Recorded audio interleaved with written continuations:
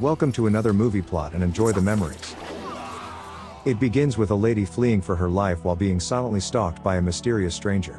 Uffizi's armed with a kopeck and relies on church bells to slow down his target since he insists on only ever walking. The woman slips and takes a hard tumble down a set of stairs, then appears to cast a reflection at first, but it's just her twin sister who's lured the vampire hunter into a trap. They try to seduce the holy man, but in the most efficient way to kill them, Uffizi lassos their heads together and detaches both with a single swing. After burning the bodies and collecting his clerical collar, Father Uffizi departs with the trophies to continue his quest of locating Dracula. A new set of rules is that if a bite from a vampire is minor enough, you're now able to simply cure yourself through a painful process of sunbaking. 2 months later, Dracula is found by Van Helsing and his slain bodies left strung up above New Orleans. His charred remains are brought into the morgue where medical student Liz performs an autopsy with Luke. The cadaver's bleached organs imply that the person didn't produce his own blood, which makes Luke think it's a vampire. Liz tries to disprove this by searching for fangs, only for one of them to erupt into her finger. When she cleans her wound, Luke receives a call from an anonymous British man offering them $30 million for Dracula's body. They contemplate stealing it while at the same time Uffizi enters the hospital after getting the good news from the church, but passes Luke smuggling out the body of his intended target. He's shown to possess supernatural speed but allows Liz to leave, while being taken to the burned victim that the thieving pair have put in the vampire's place. The hunter immediately realizes the deception when holy water fails to set it on fire. But it's already too late, as Liz and Luke have taken the body out of town to hide while waiting for the money. The bite's already got Liz seeing broken visions of the vampire and requires Luke to take over driving. To hide the body, they transport it to an abandoned estate owned by Liz's genius boyfriend, Professor Lowell. He's confined to a wheelchair due to cerebral palsy and has 2 of his med students, Tanya and Kane, accompany them. Not realizing it's Dracula himself and thinking it's just some lesser vampire, their plans to submerge the corpse in blood, expecting a couple of wires to restrain the son of the dragon. They allow his body to heal while discussing if they should have used virgin blood instead, but 2 hours later when they try to fish him out, the shackles have melted away. Suddenly the enraged Prince of Darkness emerges and pulls Tanya's head under blood before throwing her out of a window. He breaks his way out when the now deformed Dracula targets Luke and prepares to kill him next, but entering with his ultraviolet lights the arrogant Eric, who weakens Drake by washing off all the blood that he's absorbing. They're able to keep him restrained with silver-plated chains while discussing what to do with Tanya's corpse. Everyone except Liz agrees to bury her body in the backyard, and the majority vote wins, as some just want to get their money and get out while the others want to drain Dracula's essence. While going over the footage of the event, they decide to take Drake to a gymnasium where ultraviolet lights are used to hold him, but even if he escapes, a silver stake through the heart will only slow him down. Luckily they moved because 2 officers arrive at the previous location after neighbors called in a disturbance. Officer Hodge enters the building to be dripped on by the pool of blood seeping through the floorboards that the intruders left behind. He goes upstairs to find Father Uffizi surveying the scene and suspects him responsible for some kind of satanic ritual. While being detained, the hunter notices an exhumed grave outside when the 2 are suddenly attacked by a vampiric Tanya. She was bitten when Dracula pulled her head into the bathtub and is now bikini-clad for some reason. Handcuffing herself to Uffizi since she's now much stronger, the hunter shoots the chain while slinging Tanya into the sun through yet another bathroom window. Hodge finds his partner slaughtered by the vampire and expects the mysterious stranger to kill him, but the priest just sets the corpse on fire while leaving so that he doesn't resurrect. Meanwhile, Liz's infection spread to the rest of her body and she's becoming even more haunted by visions of Dracula. When they need more blood from the immortal, she volunteers as everyone else is too afraid to go near him, except for Eric, who's taunting his hostage and overwhelming him with light. Elsewhere, Uffizi goes to the nearest chapel where he's given sanctuary and beats himself for his sin of killing.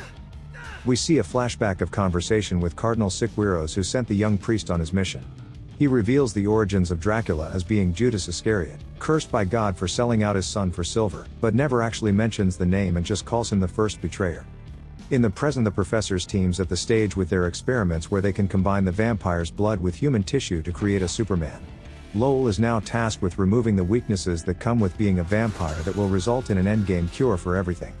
The movie also reintroduces the Slavic folklore that vampires must untie every knot in a net that they see, as well as an even more archaic myth that requires them to count every seed nearby, which is why Luke sprinkles thousands around him in case he escapes. He argues with Liz about the dangers of keeping him alive, but she's all in to save her boyfriend, and only took the job at the morgue to become more acquainted with death for when his time came.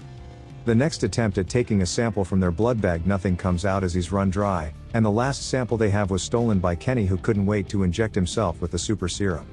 Instantly turning into a vampire, he attempts to bite Lowell but is chased away into the city by the rest of the group. The new vampire locates a sleeping woman with a jugular he can now visually see, and lures her outside for his first kill within minutes of injection. The only one of the team to chase him down is Eric, who's soon ambushed by Kenny and turns into a blubbering mess without his spear gun. Now's when Father Uffizi shows up to save the day with his barbed bullwhip, perfect for hunting vampires. Immediately he slices Kenny's head clean off with the whip and threatens the cowering Eric for directions to Dracula. He disarms the fool, sending him running back to the others while the priest goes hunting for the vampire that Kenny left in his wake. She's found sitting on the floor in her apartment, distraught at having just killed her cat, then goes at Uffizi, getting herself cut down off screen. At the gymnasium, Lowell's seduced by the eyes of Dracula into rolling face first into the empty pool. The others return to find his head cracked open and his blood getting close to the vampire's feet. So Liz reveals to Luke the extent of her infection and takes drastic measures to save her lover. She transfuses her own blood into Dracula to replenish his stocks and get more of his for an injection. Eric gets back to the gym hysterical about a priest from hell coming to kill them all. He tries to warn Liz but witnesses her injecting the vampire's blood into the comatose man, who immediately sits up and is able to stand as he's completely cured of his cerebral palsy. All of a sudden he turns on Liz and Luke, claiming that he was only using them to capture a vampire and doesn't want to share the discovery. He's never had feelings for Liz, as he's actually Eric's lover, and came up with the whole $30 million scheme himself to con them into helping. Having not waited until the cure was completed, Liz is able to throw holy water in Lowell's face, making him burn like any other ungodly monster, but he's also trapped inside by the daylight, where he's confronted by Father Uffizi and his Belmont whip. When he gets too close, Dracula breaks free from his bindings and is about to bite Eric, but knowing that he would just relish in immortality, he chooses to take his entire face off instead. Within seconds he unties all 47,812 knots, and counts all 737,898 seeds thrown at him. He even amends his count to 99 when a final seed falls out of the basket. The professor gets beheaded instantly by the priest, just like all of the other fledglings, and he finally gets to confront his long-awaited adversary. By now Dracula's fully recovered and counters the crack of Father Uffizi's whip with a single pull.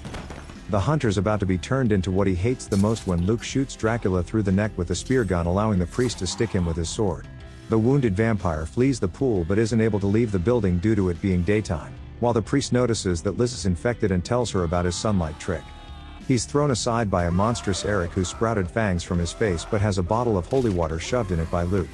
The unlikely hero then takes Liz outside, but the pain's unbearable, so the too far gone Elizabeth runs off into the seemingly endless gymnasium. In another area, the priest's searching for Dracula, but he's once again easily defeated by the much faster rival. This time, when he's about to be bitten, Uffizi gets him off him by using a mirror to reflect light into the Dark Lord's face, then uses his whip to begin smashing the blacked out windows around the room. It's clear why the Cardinal sent the priest Uffizi, as the well-trained fighter's also able to absolve all of Dracula's sins to remove the ill-placed immortality. He's about to slay the dragon when it's forced upon him visions of Christ and his best friend Judas the Betrayer, distracting Uffizi from a shot in the back by Liz with the spear gun.